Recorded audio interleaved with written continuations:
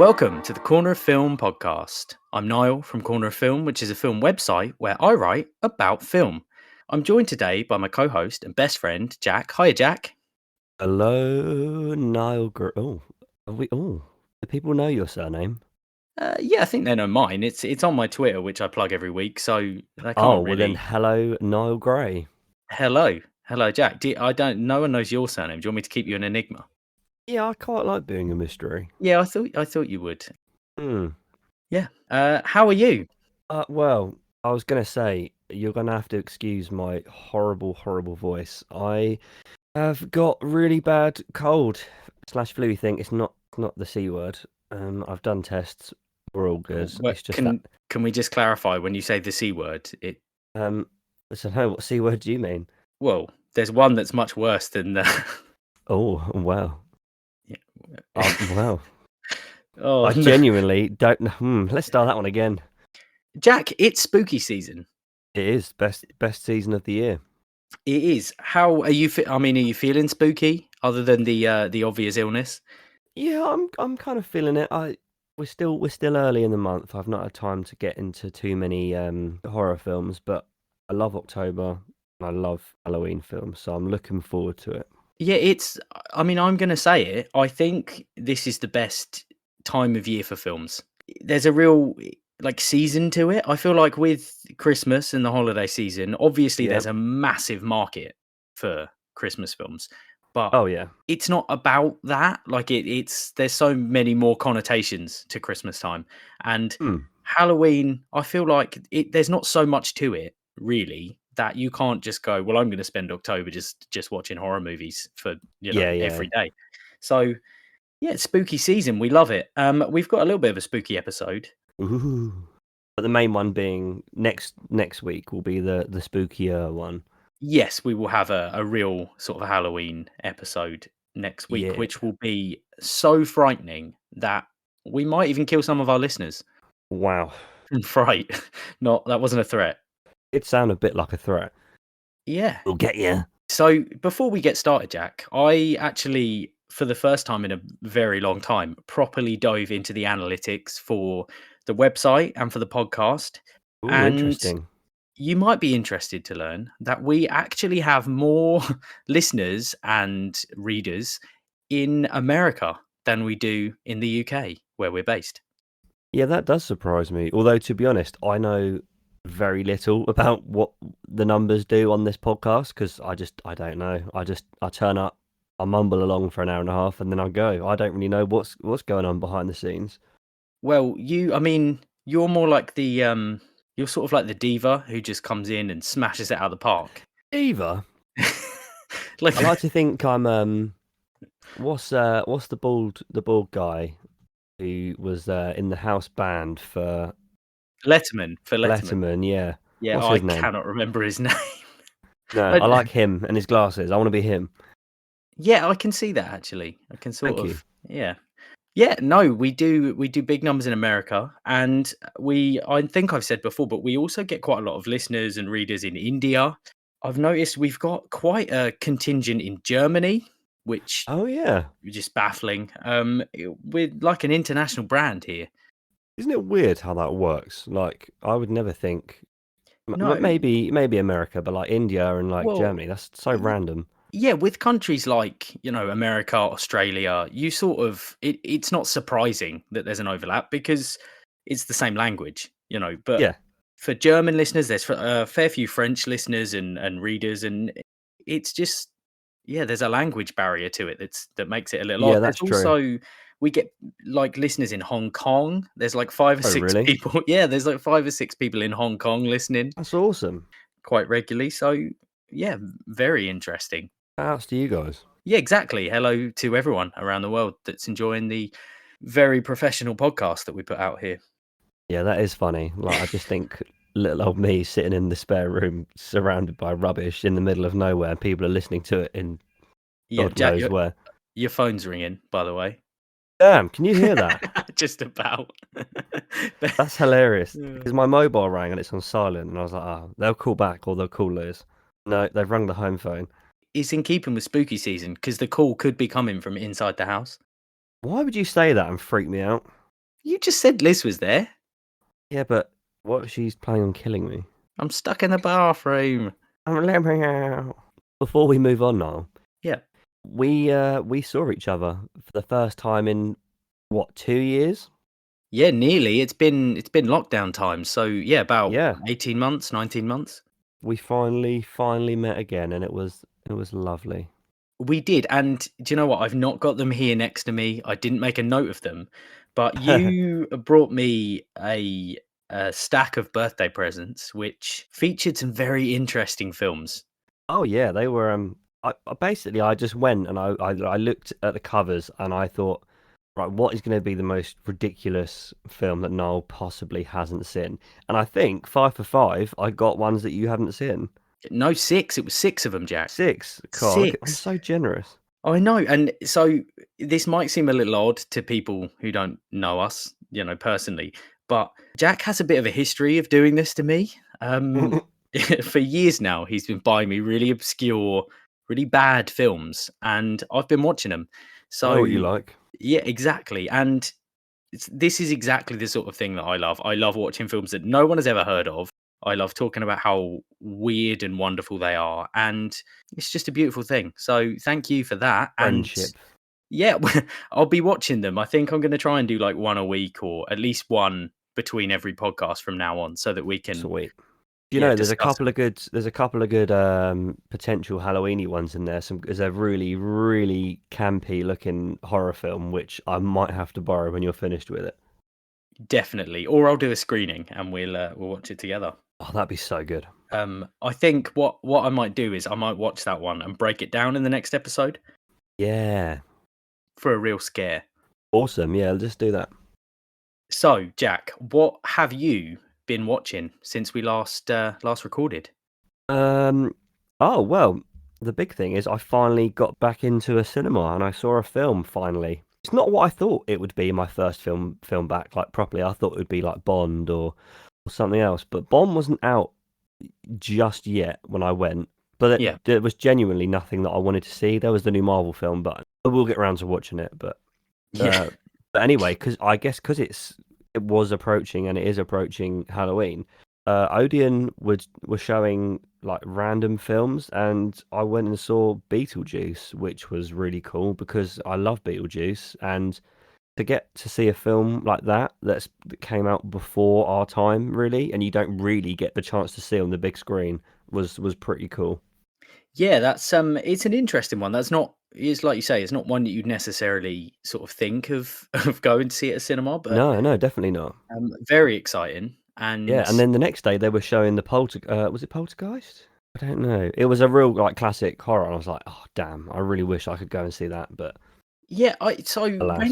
when did this happen that mainstream cinemas don't really show older films anymore? Like, it's a big thing in like pop culture, like it's Yeah, sitcoms and stuff. People, it's usually an American thing, and they go to the cinema and they watch like the Planet of the Apes, or yeah, yeah, that doesn't really happen here unless you're talking about like indie cinemas. You yeah. you don't really get that experience of like, oh, they're showing an old film at my local No. screen, Well, like. well, yeah, no, especially where we are, we're a bit in the sticks. But I mean, if you're in London, then you're sport for choice for cinemas alone, really. And a lot of them, throughout different holidays or whatever, they have different themed, and they'll show older films. But yeah, it's not something we get too much of where we are. No, but I think there's a real market for it. Like, I think Oh, people definitely. would happily go. I mean, not for like crazy prices, but for a reasonable, admission Yeah, price. I think people would be happy to go and watch like just like 90s classics or yeah. It's just it's different, isn't it? Like I said, like for certain age groups, like seeing films that you would never get to see or that you would dream of seeing at the cinema, that you get the chance to watch them. yeah, well, that's the beauty of cinema, isn't it? Yeah. Yeah. Is that have you watched anything else? Just the Beetlejuice What or else have I watched? Oh, I watched Ace Ventura: Pet Detective because nice. we were in the mood for some Jim Carrey, and Ace Ventura. It's not one I always go to because I used to watch it a lot, but there's a reason I watch it a lot because it's great. It's so I'm conflicted by Ace Are you? Ventura.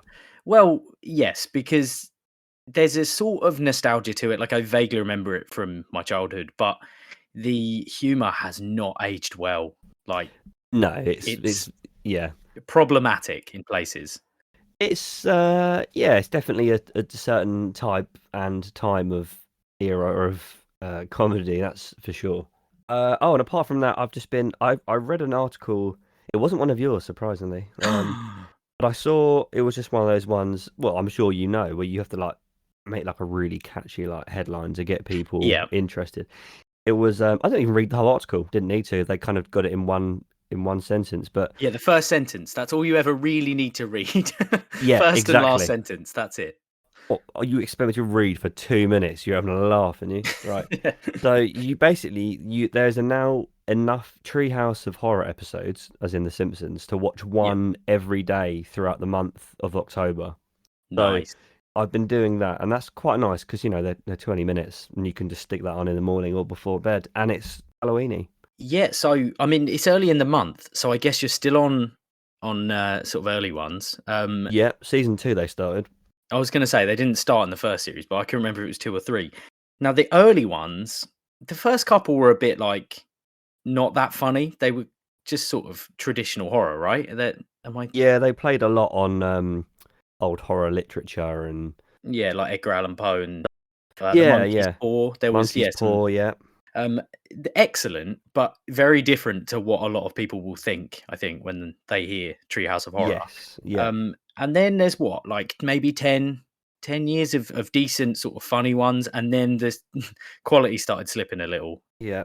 So I mean, by Halloween, you'll probably be I'll be sick of them. yeah, yeah. But still, it's a nice Something to gimmick. do. So yeah, definitely. Do you are you ready to hear my Yeah. list? Let So me know. Let's get into it. What have you been watching? okay, I'm back to my old habits really. It's not the biggest list I've ever given, but it's quite long. So I'll blitz Lengthy. through. The MCU Watch Through continues. So I've Yeah. watched Guardians of the Galaxy 1 and 2. I've watched Avengers Age of Ultron and I've watched Ant-Man. Nice. Yeah, so I'll be reviewing all of those, putting them up on the site. I won't really delve into those, but Phase Two's finished. I'm going to take a break from reviewing Marvel again Yeah. before I start Phase Three. I'm enjoying it actually. I am enjoying watching them through. That's good. You know, like I love Ant-Man. It's not without its problems, which I'll put in the review, but Mm.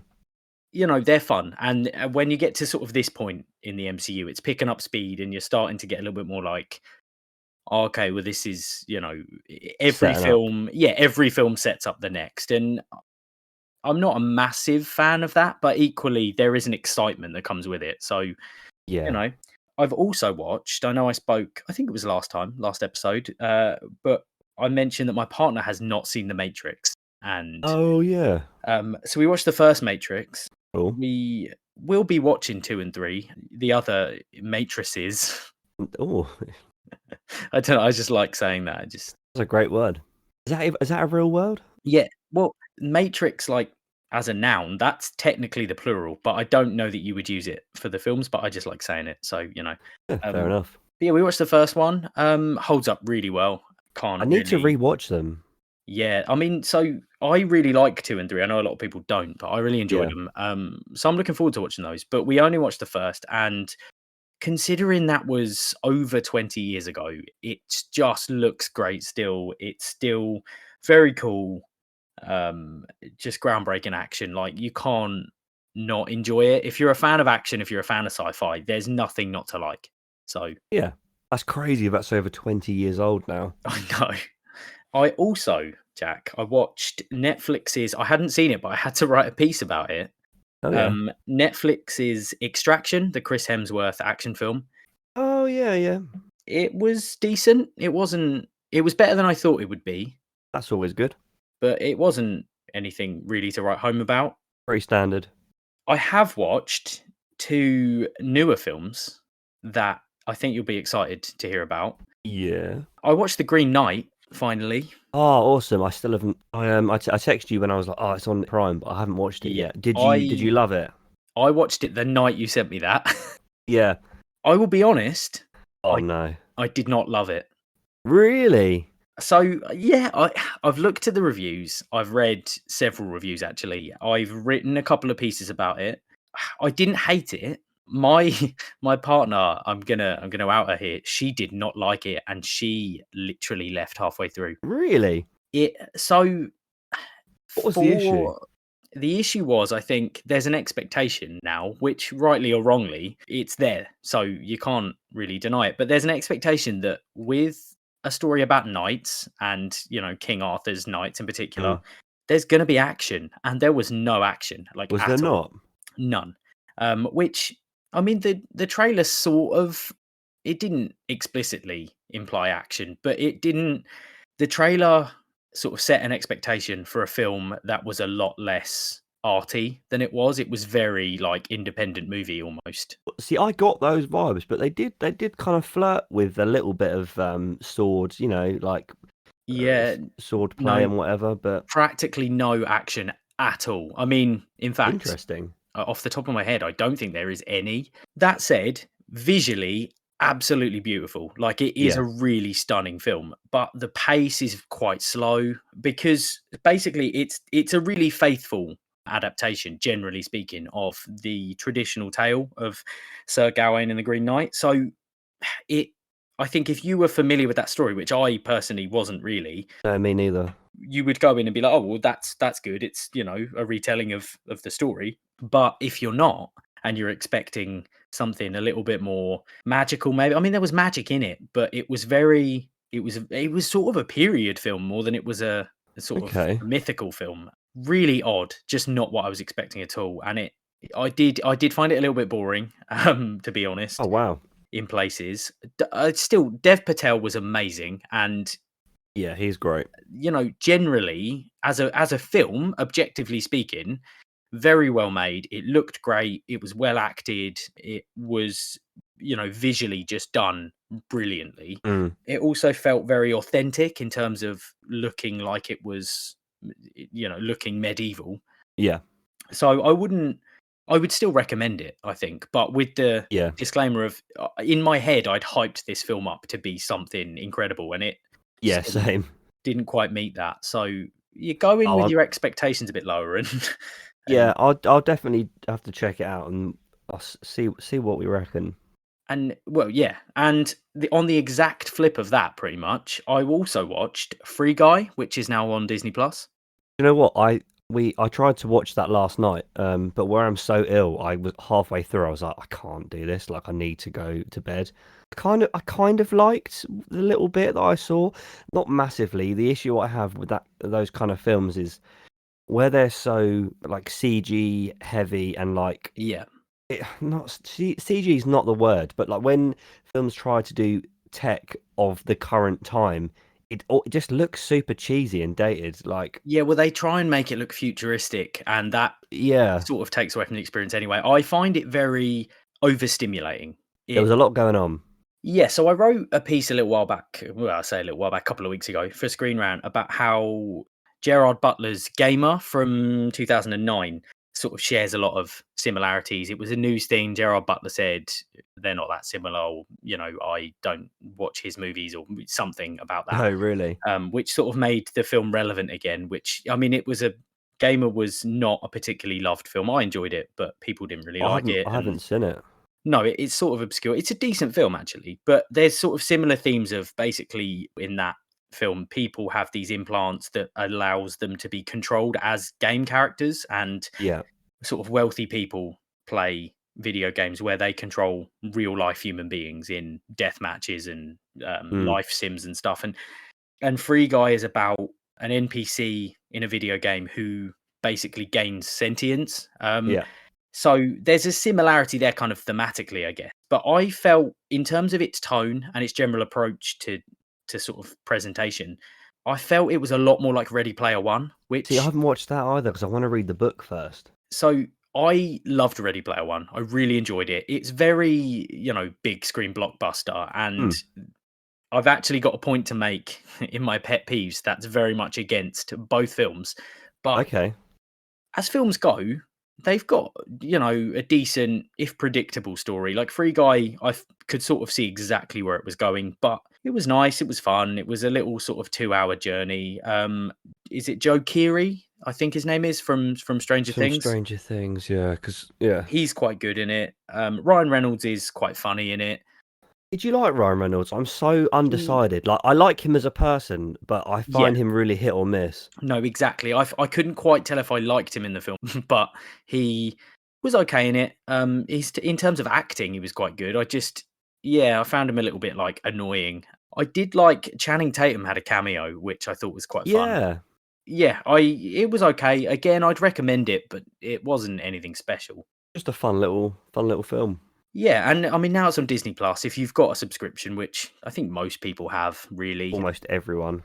you can just watch it on there. It's not, it hasn't cost me anything to watch it, and that's kind of my philosophy. I don't think I would have paid if I'd paid, however much for a ticket to go and see it. I think I would have been a bit like, oh, Mm, okay, it's not really for me. But in terms of that, just I can watch it with my Disney Plus subscription. Great. I'm quite happy with that. Entertain me. The last thing I watched was actually last night. Obviously, this doesn't include TV, but I won't. We yeah, we just wouldn't have time. So no. the last thing I watched in the honor of spooky season, I watched Halloween. Oh yeah, because you hadn't seen them, had you? No, I've seen the first one, but Okay. literally just the first original one, and I Yeah, did see the Rob Zombie remake a few years back, which was okay. But I watched the original last night again. isn't it great? It is great. You can't. I was going to review it, and I was thinking that's a Hall of Fame film. I don't see how you could put it in anything else, but I don't really know what to say about it other than it's just excellent. Musically, Yeah, in John terms of its, Carpenter. it just everything about it is just it's great. There's a reason it's a classic, and yeah, it's really got me in the mood for Halloween. So Good yeah, stuff.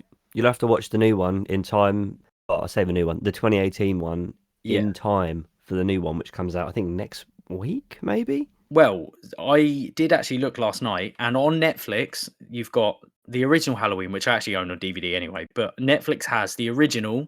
It has 2, 3, 4, and 5 all on Netflix. So Interesting. if you fancy that, then But they're not canon, so don't get confused. well, no, but it's Michael Myers, slashing people up. So Yeah, what's not to like? yeah, spooky, spooky. Um, moving on, Jack. We actually have what I'm gonna sort of label a juicy segment switch up.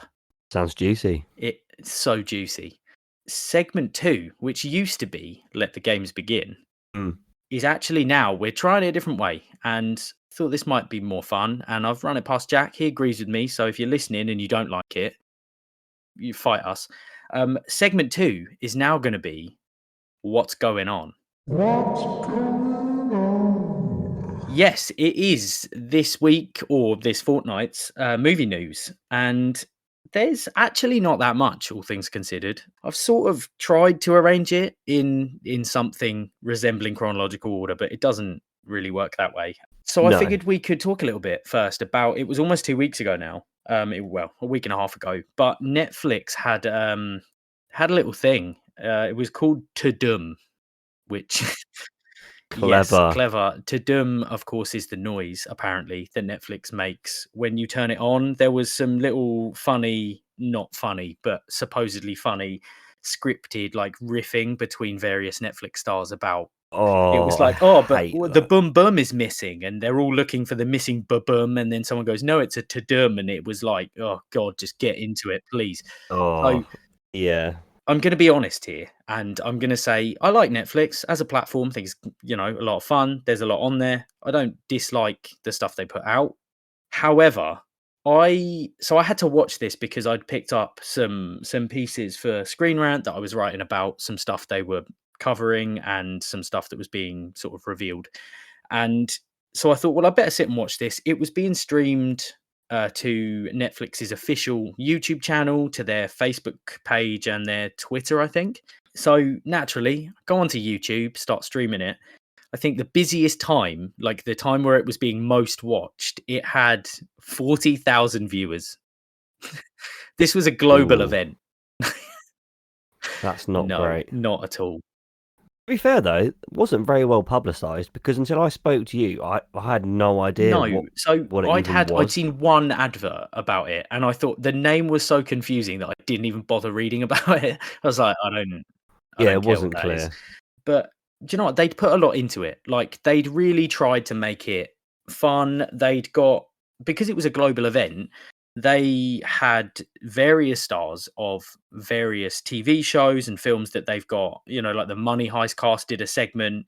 Yeah, They, all in their like respective languages, and it was obviously subtitled for whichever nation you're in. wherever you are in the But world. I liked the general idea of it, but it just wasn't particularly gripping. Like, unless you've watched everything, and you can't because certain things are only available in certain territories, it it Yeah, didn't really like grab me. that's There a was shame. some stuff that I thought, oh, that's quite fun, but the stuff I was interested in was not particularly like it was like 5 minutes long. So the main things that I Oh, kind of took away from it were basically, well, there was some TV stuff, which again, we've not really got time, but there's some good stuff there. If you're not up on it, have a look. You've probably heard about some of the reveals anyway. But the reveals film wise that I was excited about were the Murder Mystery, the Adam Sandler sequel. yeah. I did write a couple of pieces for Screen Rant about why it's maybe not a great career move for the Sandman, but generally and personally, I'm very excited for it. Um, I enjoyed Murder Mystery, love the Yeah, Sandman. so did I. I personally just love every film he makes, no matter how stupid they are. Always a good time. Yeah, exactly. And I mean, Murder Mystery 2, I don't see how I won't enjoy it. So, um, the other was Extraction 2. Given that I just watched Extraction to write about it, I then wrote a couple of bits about Extraction 2. Quite excited that there's going to be a sequel. I guess, you You know, guess? I guess, yeah. I mean, Yeah, it's why not. not? Thing is, and this is the thing with Netflix, and this is probably why this event wasn't massively. There wasn't really a buzz.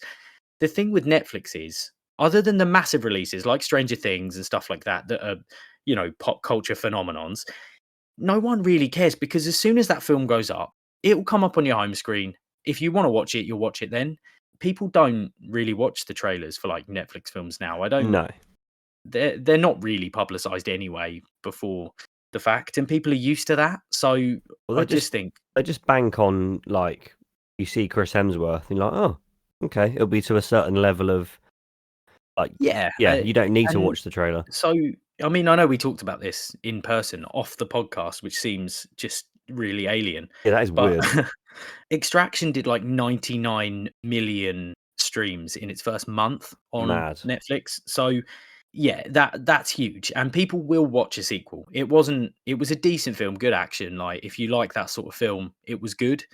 So yeah, they did that, and I'm pretty sure you could probably go back and watch it all now. It was just over a week ago at the time of recording. It would be almost 2 weeks ago at the time Hmm. this goes out. But if you want to go back and watch it, it wasn't a bad time. It just was a bit sad in places. Yeah, that is sad that they put a lot of effort into it to make it like it. They thought it was going to be good, and only Yeah, 40,000 people. I mean, you say 40,000, you think, oh, it's quite a lot, but then you look at how many people have a use Netflix. Yeah, yeah, and then you're like, ooh, that's not they've great. got. I think the official numbers are over 200 million subscribers now. So That that's is madness. yeah. But yeah, I mean, if it's still up, I think it is on YouTube. Probably you can go back and watch it, I guess. And the thing is, I was watching it live, so I couldn't skip through to find the bits I wanted to see. No, So I that's kind of got true. stuck watching. Like there was like half an hour about Bridgerton, which I did just I'm Oh not God, interested in. no. But yeah, so there was that. We've also had recently a couple of big releases. I know we sort of touched on it briefly a minute ago, but No Time to Die came out, the new James Bond, Daniel Craig's last one. Finally, Yeah, I mean it's taken its time. yeah, that is. Well, everyone knows the story of that one just being pushed Yeah. back and pushed back and pushed back. Yeah, and do you know what? I will say that their approach to this release, as much as it's been frustrating for people waiting for it, it's paid off because they've Yeah. done massive numbers, like box office wise. Yeah, I was just looking at it, like I've got it up here, and it's when was this written? Oh, this article was written today, and apparently it made 21 million between Friday and Sunday, and it's beaten Skyfall. Yeah, well, yeah, just smashed it. I mean, to make 21 million pounds on within 2 days is pretty crazy. So I can't imagine it's gonna flop by any stretch of the word. No, exactly. And so this is sort of the common theme between the three big releases over the last few days. So we're recording this on Monday. This will probably go out at the end of this week. So, think like last weekend. But the three films that are sort of new are No Time to Die, Venom 2, Venom Let There Be Carnage, and The Many Saints of Newark, the Sopranos prequel. And No Time to Die, like you just say, he's done big numbers. Venom 2 has done, it's earned $90 million over the weekend. Yeah, that's pretty good. So completely shattered records, like sort of pandemic records and stuff. And that's done a crazy amount. And I've actually written a piece today about this. I don't know if it's up at the time of recording. It will definitely be up by the time this goes out. But it's about how Many Saints of Newark did not do well. Which is a shame. It is, but there's sort of a lot of reasons why. And that's kind of what I've written about in my piece. It basically is... So $50 million production budget. Over its opening weekend, it earned $5 million. Oh, And it's also not got good reviews. Like, was it they're not? not impressive. Damn. So I'll tell you what, I won't go into my points as to why, but if you're Okay. interested in that, go and maybe check out Screen Rant, where yours truly might have written a piece specifically titled "Why the Many Saints of Newark Flopped at the Box Office." Great idea. Yeah, it's a short read, 2-minute read, but yeah. So the kind of, there's two sort of big item actual movie things. The first is that we've covered this a couple of times, but Disney and Scarlett Johansson have actually settled their lawsuit. Oh, finally! I'm fed up of talking about this bloody Disney. Yeah, so we might as well just blast through this because it's done now.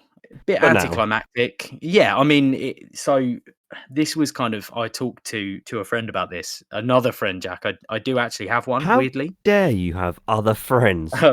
Someone messaged me about it, and we were having a chat, and I just said that this is so anticlimactic. Like, Yeah, this it was really shaping was. up.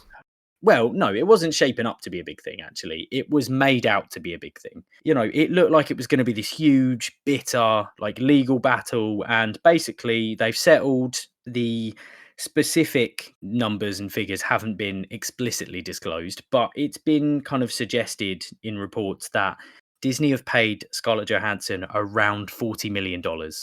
Yeah. And the other sort of news that kind of comes out of it in the statements is that they're looking forward to continuing to work together. Yeah, that made me So laugh when I saw that. It's clearly like, yeah, I mean, Scarlett um, Johansson doesn't really need any more money from Disney. Like, do you know what I mean? Like, she could quite happily go, no. I don't need to do any more. However, Well, Disney need so her to a degree. yeah, and the thing is, so she's currently producing and starring in a Tower of Terror film, Yeah, which that's awesome. I'm assuming that's sort of based on the ride from the from the Yes, parks. I don't really know much about it, but that is sort of in the work, so she that's can't cool. not work on that. But the comment to me sort of maybe indicated a possibility that she might return to the MCU. How though? That is the question. But a question for another time, I think. It is, but I'm sure if you're interested in that, there will be before long probably things all over the internet, theories and whatnot. But I thought that it left it weirdly open for it. So that's kind of my hot take is Yeah, just keep your eyes on that, because I reckon even if it's just for sort of cameos, yeah, she'll but definitely yeah, have little cameos. we shall see. So the last bit of news actually is, it's not necessarily a big piece of news, but it's interesting, and it quite possibly has some sort of far-reaching implications. The rights of Friday the 13th have been officially awarded to Victor Miller, the original screenwriter. Did you read about that? I did. So, from what I could make out. So who had the rights up until now? The director slash producer, Yeah, I mean, I guess just sort of the studio. I'm not. studio. Yeah, so I've written a piece about this, and to be honest, I'm not an authority on copyright law and the kind of intricacies of that. But I obviously did my due diligence and my research on it. And as far as I understand, the sort of general thing is the copyright's held by the studio or, some person within the studio or involved with the film. And after a certain amount of time, the copyright sort of reverts to the creator. Okay. The argument here was that Victor Miller wrote the screenplay for Friday the 13th, the original film, Yeah. and that he should have the rights. But Sean S. Cunningham, I think his name is, the original film's producer director, he basically said that Miller was hired to write the screenplay, and Miller said the screenplay was bought. Now Ah. that basically it's very uninteresting kind of legal distinction, really. But generally what it means is if he was hired to write the screenplay, then he's considered an employee of the studio, in which case the rights belong to the studio because he was employed when he wrote it. But Yeah. so it's called a work for hire, like it would make the screenplay a work for hire if that's the case. Like freelance. Yeah, sort of, but not really. It sort of makes him more of an official employee as Okay. opposed to if he's written the screenplay and then they've paid him to use the screenplay, or like they've outsourced writing the screenplay, or Mm. it makes him not an employee, which Okay. basically means that the rights can revert to him personally because he wasn't a part of their company when it was written. Got ya. So this actually, like, I think it was 3 years ago, they actually sort of decided in court that he wasn't work for hire, that the rights should belong to him. Sean Cunningham appealed and said no, he was, and that the issue was with the Screenwriters Guild and it wasn't to do with the studio, and that it was a whole thing. And they've basically now officially said nope, the rights go to Victor Miller. That's that.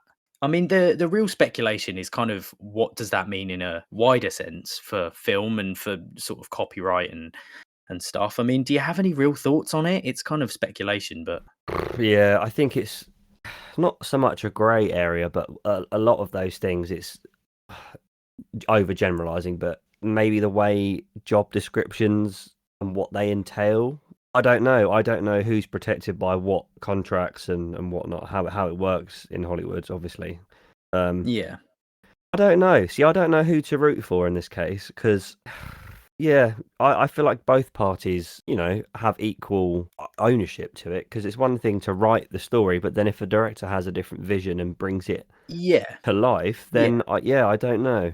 It's something that I'm both very interested in and very not interested in. Yeah, it's boring, but Um, then also, like you said, in the bigger picture, are we going to get more yeah. films?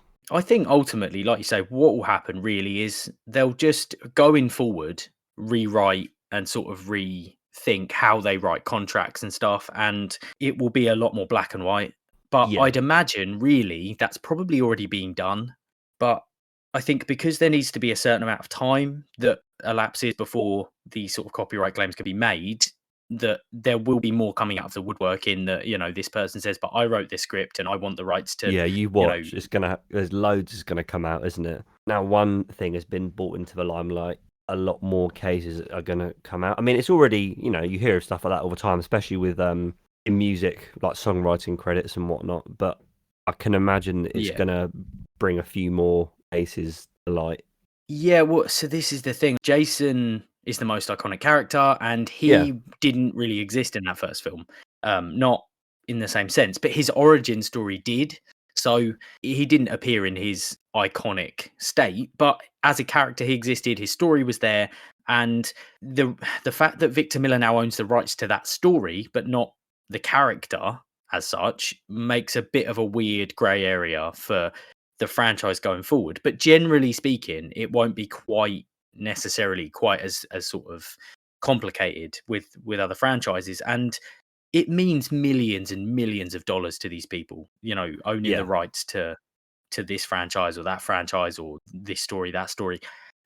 And to be honest, from a consumer's point of view, from an audience point of view, I really don't care who has the rights.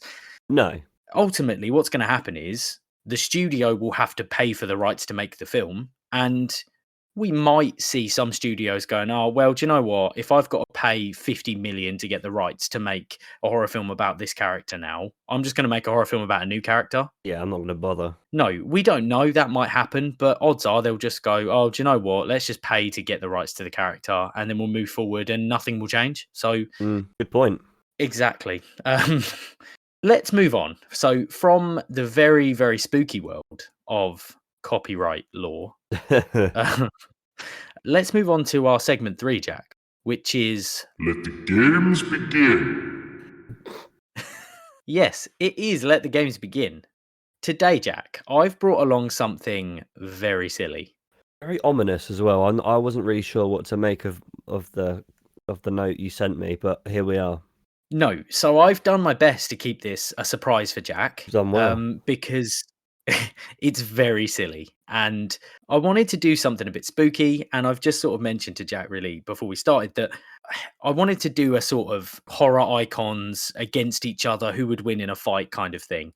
But when I started writing down the names of various iconic horror characters, it became very clear very quickly that there would be sort of 2 or 3 that would be the kind of winners and the rest would not survive.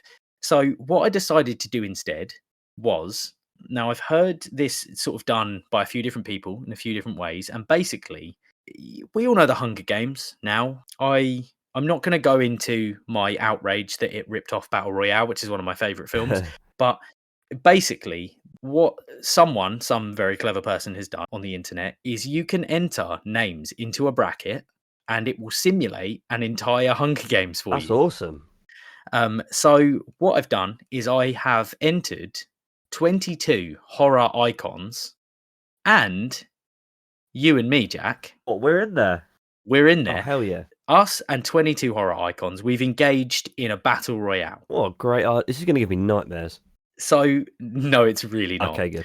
So I simulated this Hunger Games, and the simulator makes it an actual Hunger Games as sort of that exists in the realm of how the film presents the Hunger Games. Yeah. And as funny as it was, I read through most of it. I tried to skim it because I didn't want to know exactly how it turned out.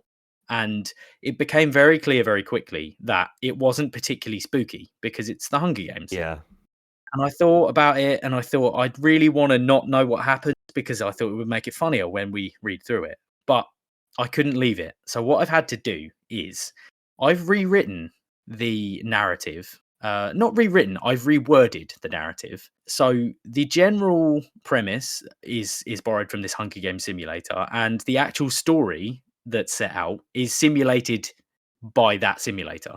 But I have changed sort of obvious Hunger Games references like picking berries and climbing trees. Yeah. And I've changed the setting and I've changed some sort of general aspects of it to make it a bit more horror-esque. I like it. So I have named this Deathmatch at the Overlook Hotel. What a great name. So I've decided to set it in the iconic Overlook Hotel from The Shining, which is actually based obviously on a book, which it itself is based on a real life hotel, which has a fascinating history. Go and look that up if you're interested in it. Stay there as well. You can. And I think I actually did a mini about this. I think I talked a little bit about it on one of my mini episodes. I don't remember, but yeah. So I'm going to read through in the Hunger Games, they call them tributes. I have renamed them combatants. Ooh. So I'm going to read through the 24 combatants in our death match. I will also read the films that they're from. Some of them are obvious, but I will read them anyway, just in case people aren't familiar. So we have got Michael Myers from Halloween.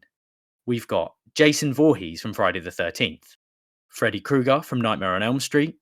Leatherface from the Texas Chainsaw Massacre. Ghostface from Scream. We've got the Xenomorph from Alien. We've got Predator from Predator. Pinhead from Hellraiser. Candyman from Candyman. Hannibal Lecter from Silence of the Lambs. Norman Bates from Psycho. Pennywise from It. Pazuzu from The Exorcist. Chucky from Child's Play. Jigsaw from the Saw franchise. The Mummy, the Wolfman, Dracula, the Invisible Man, Jack Torrance from The Shining, Patrick Bateman from American Psycho, Annie Wilkes from Misery, and Jack and Niall from the Corner of Film podcast. Well, I mean, it goes without saying that I'm going to win.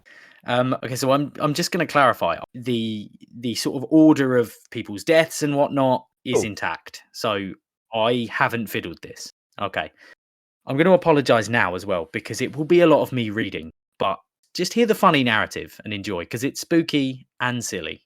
Okay, day 1. The combatants take their marks, forming a circle around the grand lobby. At the lobby's centre stands a casket filled with weapons and supplies. The combatants eye one another, anxiously gauging strengths, weaknesses, and potential allies. As the tributes stand on their marks, the buzzer sounds. Right, so the rest, that was just sort of stage directions that I wrote to set the scene. Okay. The rest is basically like a sort of itinerary of this happens, this happens, this happens, this happens. So I'm going to just read them item by item. Okay. Pazuzu runs away from the casket. Patrick Bateman takes a knife from the casket and throws it into Candyman's chest.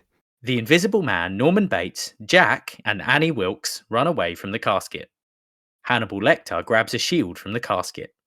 Jason Voorhees scares the Wolfman away from the casket. Pennywise and Jack Torrance fight for a bag. Oh, can you imagine that? Jack Torrance gives up and retreats. Predator and the Xenomorph run away from the casket. Dracula convinces Pinhead not to kill him, only to kill him instead. Ooh. Chucky, Leatherface, the Mummy, Freddy Krueger, Jigsaw, and Ghostface all run away from the casket. Michael Myers snaps Niall's neck. Oh, so you're all right. See you later. I'm dead. I'm dead, like right at the start. Sorry me. I'm gone. The Xenomorph hunts for other combatants. Pennywise explores the Overlook. Annie Wilkes hits the haunted buffet. Of course.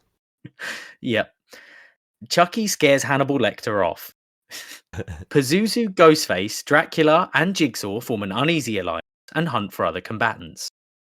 Norman Bates, the Wolfman, Predator, Jason Voorhees, and Leatherface form their own alliance and hunt for other combatants. Jack Torrance receives fresh food from an unknown sponsor. Freddy Krueger receives fresh food from an unknown sponsor. The Invisible Man receives medical supplies from an unknown sponsor. Patrick Bateman defeats Michael Myers in a fight, but spares his life. Jack steals from the Mummy while he isn't looking. Damn right. So that is the end of day 1. A lot going on. So at the end, yeah. So obviously, as people die, there is less going on. Okay, good. So it sort of the days get progressively shorter. As day 1 ends, 3 bells sound over the Overlook Hotel's intercom. Day 1's fallen combatants are Candyman, Pinhead, and myself. Night 1. The Wolfman, Leatherface, Freddy Krueger, Norman Bates, and Hannibal Lecter sleep in shifts. Pennywise, Jack, and Chucky discuss the games and what might happen in the morning. Can I just say, that is my absolute nightmare. I hate Chucky. Freaks me out. You're sat in the Overlook Hotel with an evil clown, a living doll at night, and you're just talking about what might happen in the morning. Jigsaw, the Invisible Man, and Michael Myers sleep in shifts. The Xenomorph receives a hatchet from an unknown sponsor. Annie Wilkes is forced to drink from the toilet. Patrick Bateman tries to treat his infection. Now, I did look through. This was like in there, and I looked through, and there is nothing really that indicates where he got the infection. So I'm assuming it's pre-existing. Yeah, just an ongoing medical condition. Yeah, but he's trying to treat it. So, Good you man. know. Predator taints Jack Torrance's food with his alien blood, killing him. Wow. Sorry. Yeah. Dracula, Pazuzu, and the Mummy cheerfully sing songs to sunrises. So that's the end of night 1. We're into day 2. Jason Voorhees and Ghostface talk about the combatants still alive. Pazuzu tries to sleep through the entire day. Ghostface barricades himself in one of the rooms. Chucky begins smashing furniture for Of course firewood. he does. Jigsaw accidentally detonates a landmine while trying to arm it. That's kind of ironic. I was going to say, isn't that a funny death for a character famed for setting traps? What an idiot. Michael Myers hears noises in the kitchen, but decides not to investigate. Pennywise and Predator split up to search for resources. Freddy Krueger risks a trip to the buffet, where he eats his body weight in dry toast. Leatherface and Dracula fight the Wolfman and the Invisible Man. Leatherface and Dracula survive. Patrick Bateman questions his sanity, which That is again, spot on. Annie Wilkes stalks Hannibal Lecter through the halls. The Xenomorph chases Jason Voorhees. Jack steals some tofu from the kitchen. Again. No, I added the tofu I part was going to say. This comes up a couple of times. So. Okay, cool. The mummy strangles Norman Bates with a loose bandage, killing him. So that's the end of day 2. Okay. 5 bells sound through the Overlook Hotel's intercom. Day 2's fallen combatants are Jack Torrance, Jigsaw, the Wolfman, the Invisible Man, and Norman Bates. Oh, I'm sad about the Invisible Man. I like him. Yeah, well, I mean, hold on. How did Leatherface and Dracula killed him, and the Wolfman at the same time. So yeah, yeah. Okay, we're on to night 2. Dracula and Ghostface tell stories about themselves to each other. Sweet. Yeah, cute. Leatherface destroys the Xenomorph's supplies while she's asleep, but leaves her alive. Turns out he has a crush on her. Oh. I mean, I added the crush in just for a bit Nice of touch. excitement, but yeah, I thought those two make a nice couple. I've just sort of assumed that the Xenomorph is a female Xenomorph. I was going to say, interesting though. Well, yeah, I figured you get the queens, don't you? So exactly. Cool by me. Freddy Krueger stabs Annie Wilkes in the back with a trident, pinning her to the wall. I mean, he's got knife hands. I don't know why he's using a trident. Lazy. But there we go. Jason Voorhees begs for Patrick Bateman to kill him. He refuses, keeping Jason Voorhees alive. Pennywise questions his sanity. Jack and Pazuzu tell stories about themselves to each other. Oh, they form a close bond. That would absolutely not happen. I've added in that you form a close bond with Pazuzu from The Exorcist because, weirdly, for quite some portion of this, you and Pazuzu do a lot together. I don't like that. Okay. Predator decides to have a bath to relax. Nice. Yeah. Chucky and Hannibal Lecter fight Michael Myers and the Mummy. Michael Myers and the Mummy survive. Of course. Ooh. Day 3. Ghostface sprains his ankle while running away from Patrick Bateman. Predator, Jason Voorhees, Michael Myers, and Jack raid Pazuzu's camp while he's hunting. You've raided Pazuzu's camp. You were friends last night. I've stabbed in the back. I also just realised I should have changed camp to room, really, because it's a hotel, but could have set up camp in a room. Oh, yeah. Pennywise, Leatherface, and Dracula hunt for other combatants. The Xenomorph attacks Freddy Krueger, but he manages to escape. The Mummy gets caught on a loose nail and almost unravels. He's able to compose himself before disaster strikes. As Day 3 ends, 3 bells sound through the Overlook Hotel's intercom. Day 3's fallen combatants are Annie Wilkes, Chucky, and Hannibal Lecter. Rest in peace. R.I.P. Night 3. Jason Voorhees receives clean water from an unknown sponsor. I like the word sponsor, by the way. We could make a sponsor up. Yeah, who do you think the sponsor is? Papa John. Yes, I love Papa John. He is hilarious. The water isn't water, it's special garlic sauce. Even better. I would drink that. Oh, yeah. Liquid gold. I just want to know what's in it. No, you don't. What is in it? Pennywise begs for Jack to kill him.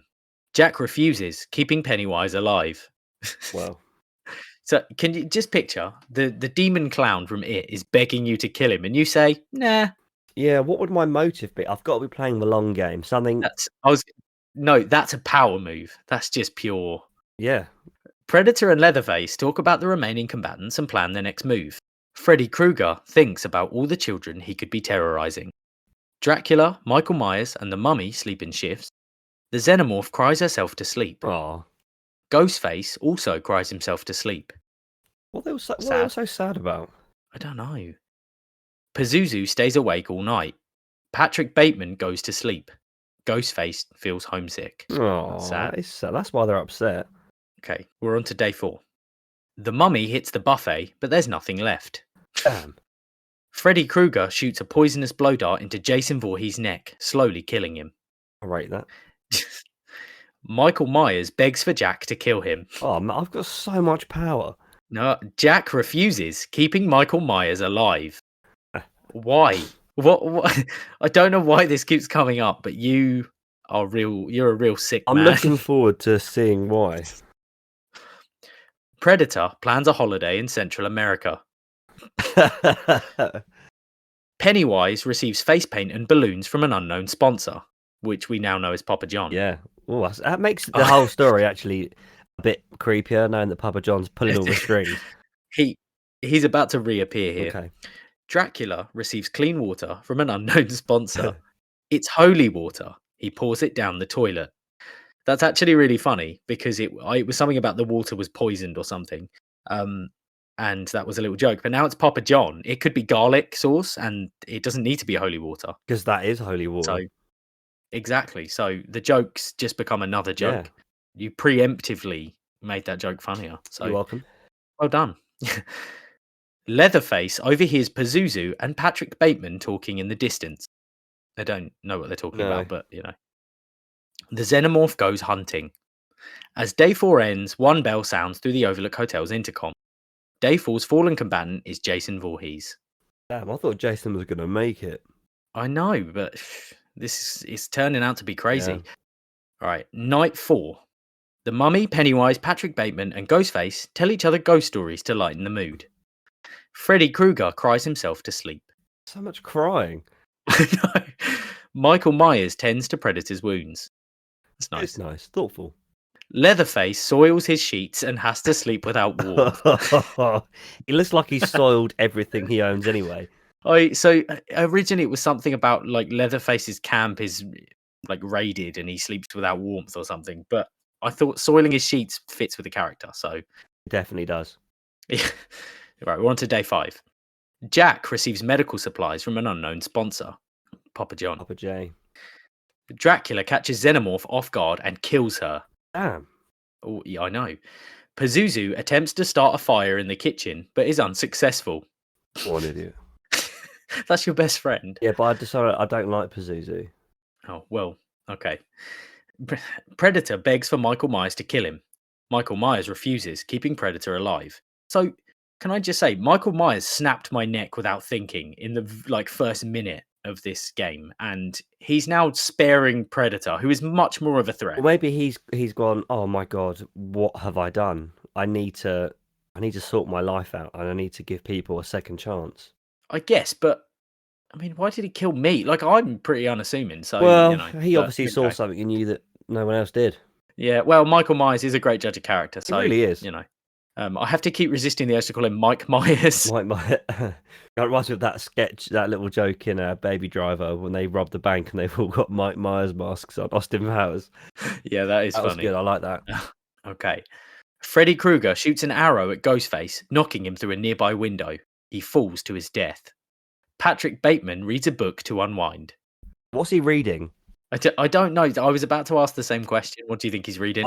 Maybe like a really old copy of like the Beano, or on the other side, I think maybe like a self-help book. Do you know, I like the idea that he's reading like the Beano. So for any American listeners, the Beano is like a really cheap children's comic book. Like think, I guess, kind of Archie comics type. Yeah. Like that's a sort of equivalent. Dennis the Menace. They know Dennis the Menace. Yeah, but Dennis the Menace to them is a different character. Oh, that's true. Yeah, he's that weird little blonde kid. Yeah, odd. America's weird. Yeah, you freaks. Yeah. I'm joking, please. Listen. Continue to listen, yeah. Wow. Dracula slips on a wet floor. He hits his head and dies. Oh, what? Dracula, like iconic movie vampire, just slips on a wet floor and dies.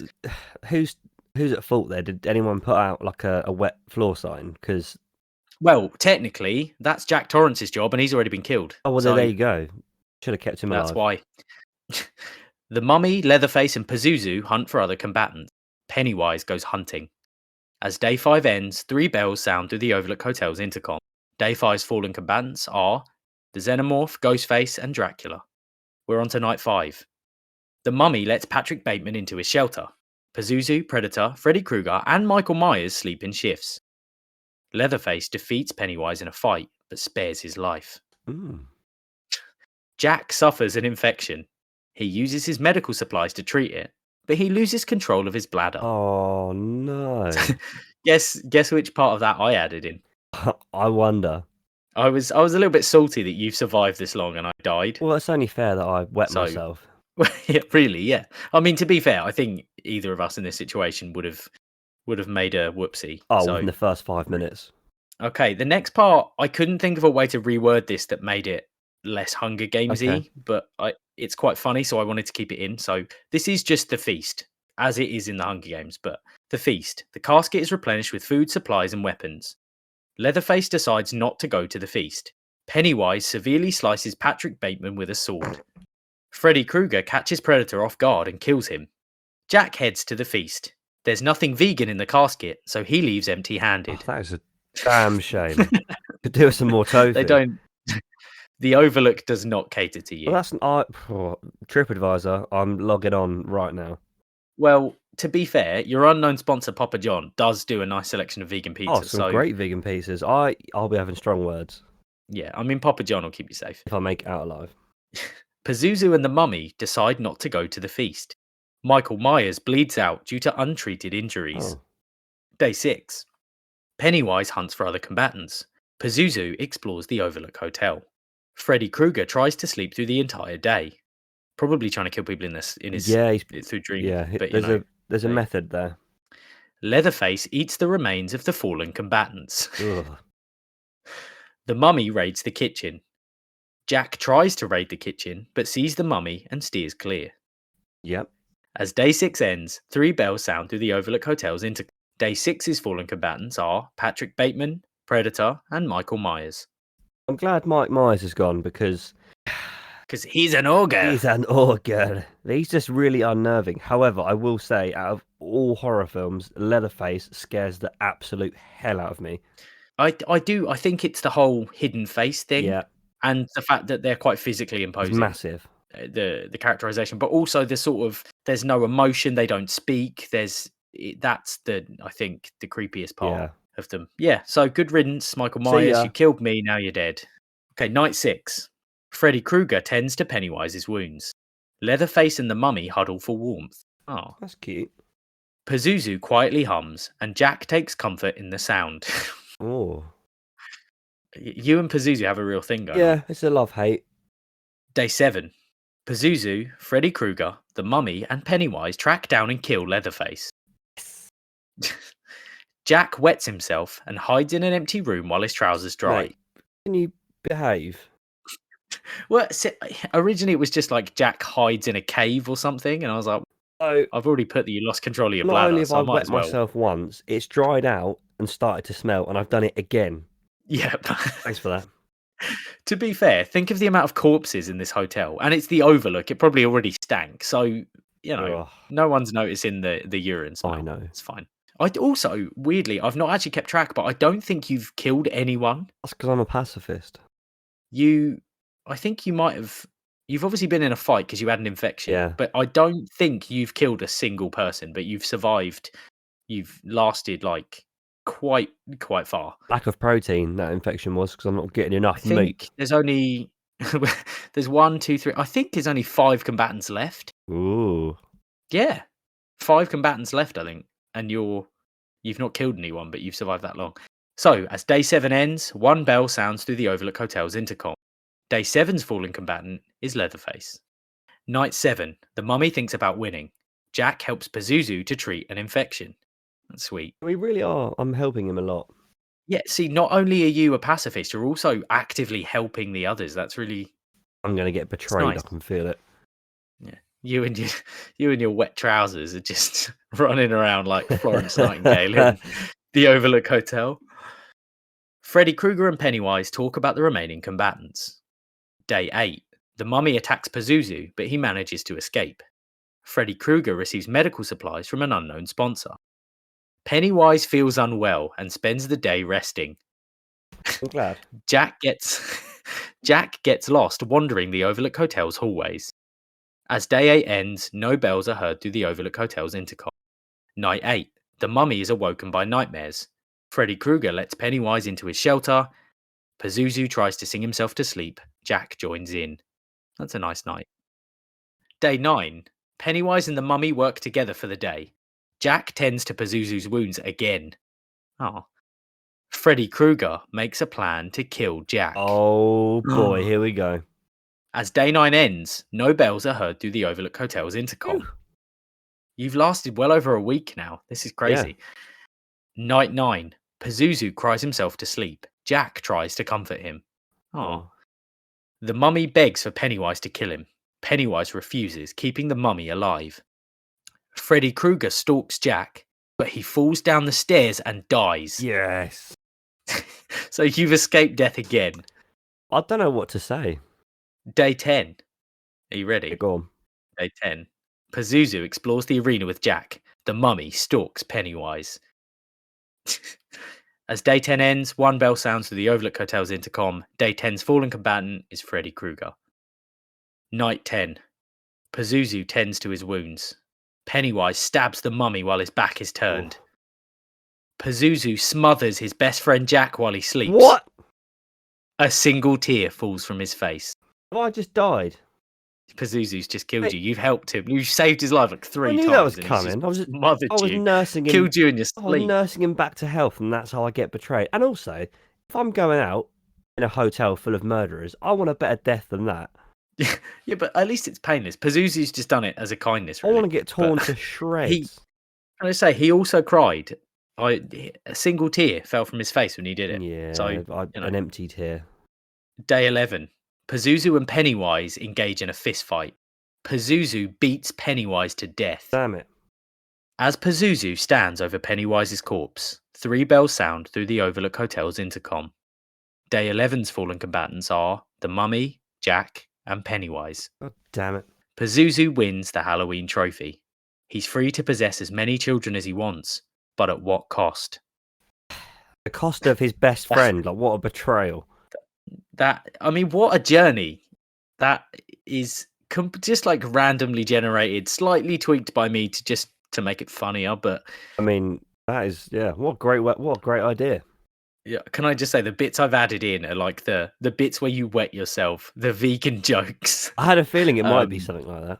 And a couple of things about like drinking out of the toilet and the predator taking a bath was they were like taking a holiday. They were Hunger Game. Yeah, they were Hunger Game specific things. I thought, well, I've got to change them, so I might as well make them funny. Exactly. But yeah, that was it for today. That was not great. really a game as such. I mean, a Hunger Game, Ooh, but it was a journey. it was a journey. One that I thoroughly enjoyed, but I was a little saddened by, I can't lie. Exactly. We will move on to our final segment, which is our pet peeves. Jack, did you bring a pet peeve this week? Did I bring a pet peeve? Yeah, I did. I tried to keep it Halloween-y, horror-y. Although, looking back at it, I felt we might have already talked about it. But if we have, I'll think of something else. Okay. In horror films, and yeah, mainly horror films, jump scares, which are just not warranted, just like lazy, you know. I don't think we have talked about Have this. we I not? think we might have maybe touched on it briefly. I talked about it with Harry when I did my episode with Harry, but I think we've sort of briefly talked about like in when we talked about our weekly watches and like horror films. But no, it's not been a pet peeve yet. Well, so go on, lay it it's on just, me. What? you know, everyone knows. When you're watching a horror film, you want to be scared to an extent, and it's often a lot of the well, I would say almost all horror films have a jump scare. Am I wrong? Like, not really. No, I get what you're saying though, because some jump scares are perfectly justified. oh yeah, there are some good ones. Like Halloween that I watched last night, for example. There's a couple where Michael Myers just sits up and he's in the background of the shot, and that's a jump scare that's not. He's not physically jumping out. Yeah, but that's within character. It's good. Yeah, it makes sense in terms of the narrative, but it's not done as like a gimmick. Yeah. It's an actual significant thing. But yeah, so like films like I guess as soon as you said it, the first one that came to mind was Insidious. Yeah. Or the Insidious franchise, which I actually enjoy as films, as horror films. I like them. But yeah, there's that.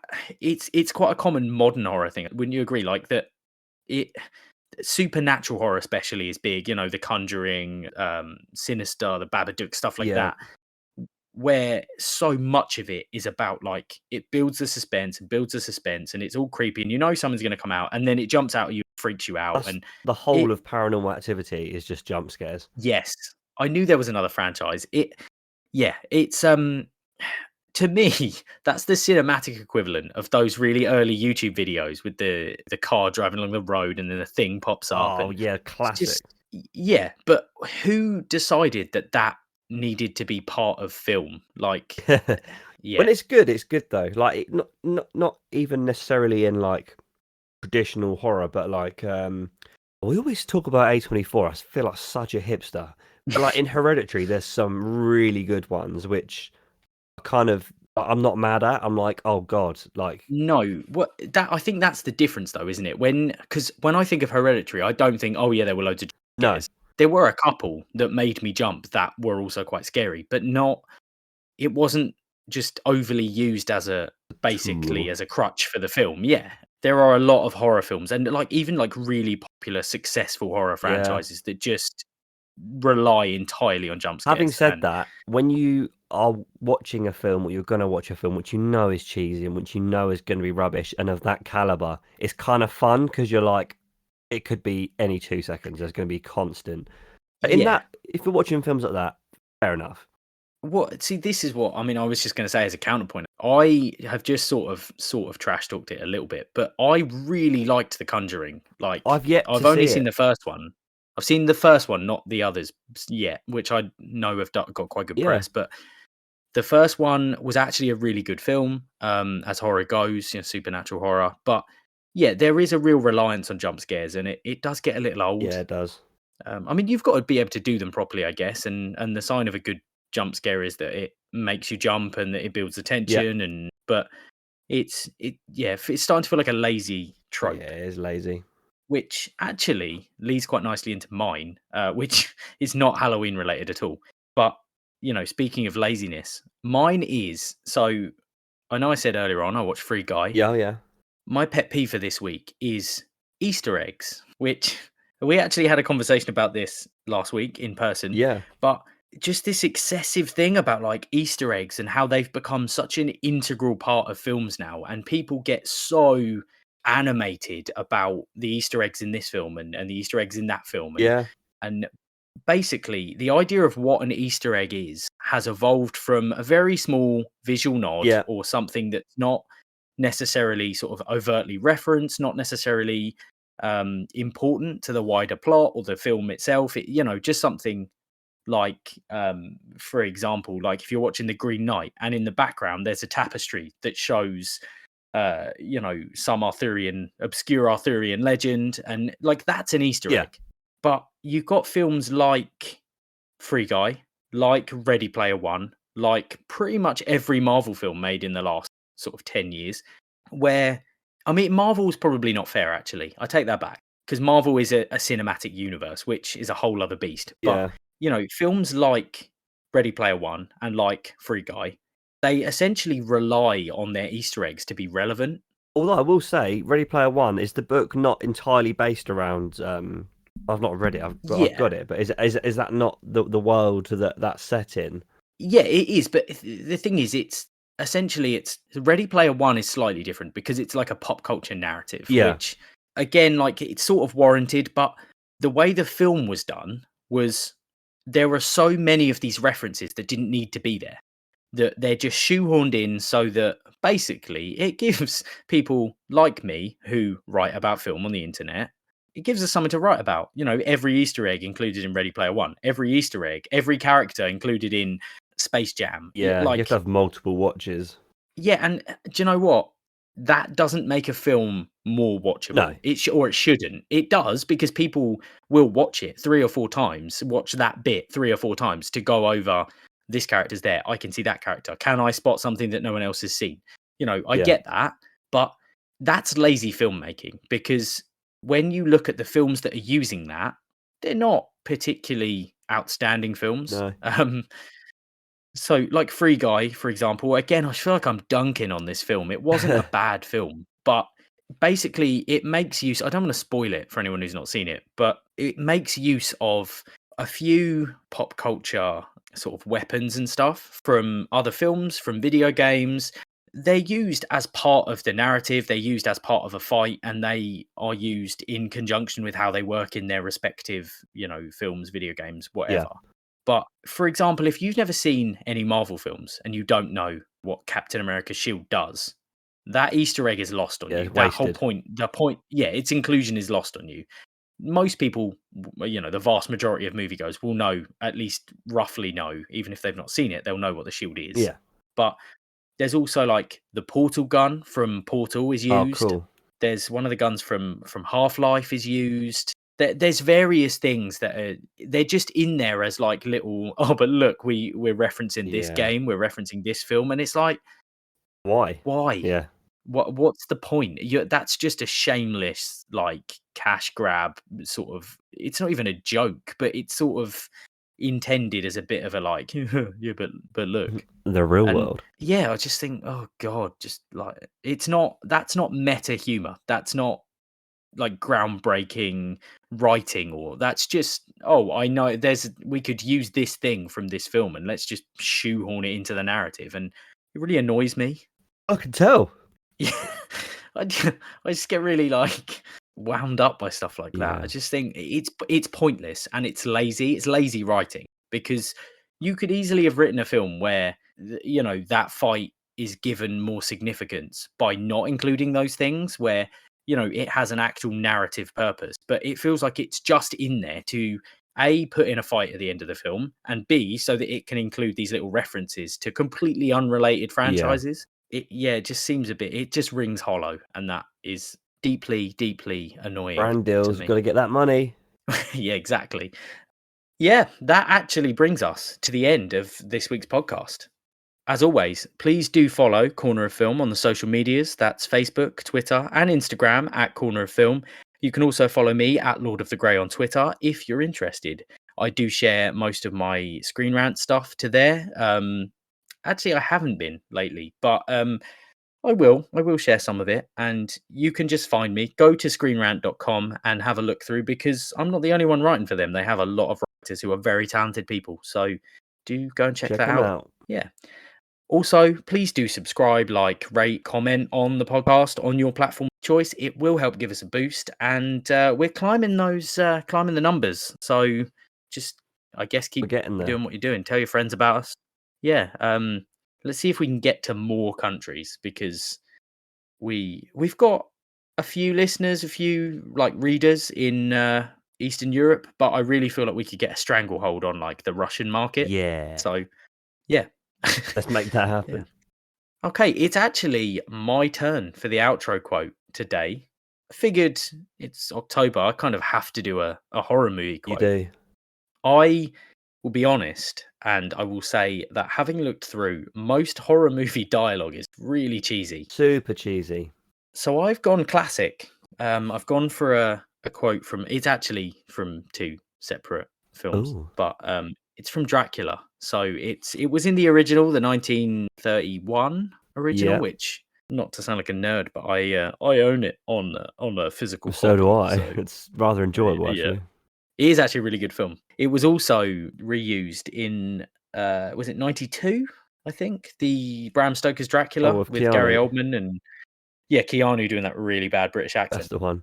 But it's a quote from the man himself, or from the creature himself. Listen to them, the children of the night. What sweet music they make. Well, Jack, it's been, as always, it has been an absolute pleasure doing this with you. You know what? It's been a pleasure to scrape my voice through for an hour or so. I just hope it's not disgusting to listen to. I have been throughout the podcast smashing the mute button when I've had to like cough up a lung. So yeah, don't worry, I'll cut out the coughs and the splutters and the good. We'll save you from that. But yeah, I mean, I will keep those audio files for my own sort you're of a purposes. freak.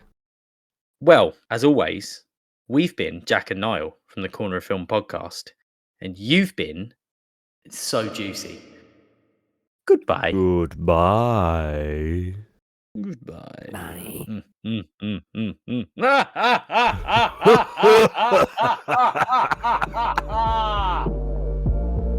Perfect.